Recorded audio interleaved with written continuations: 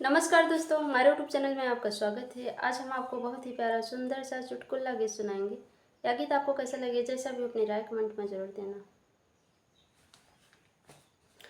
कच्चा कटहलवा मचाए सखी रुबा, कच्चा कटहलवा मचाए सखी रुबा, कच्चा कटहलवा। जब हम कटहल काटन बैठी, जब हम कटहल काटन बैठी, टूटा सखी चाकू भैला दुई चार बार, टूटा सखी चाकू भैला दुई चार बार। कच्चा कटहलवा मचाया सखी रुबा, कच्चा कटहलवा।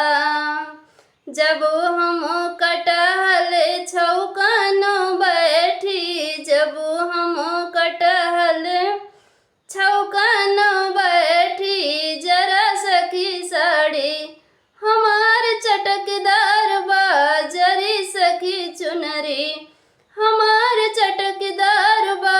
कच्चा कटहलवा मचाया सखी रुबा, कच्चा कटहलवा मचाया सखी रुबा, कच्चा कटहलवा।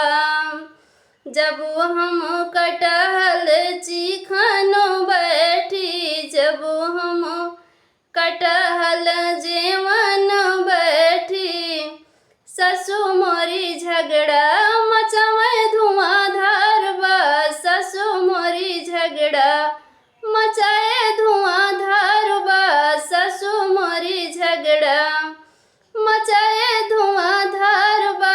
कच्चा कटहलवा मचाए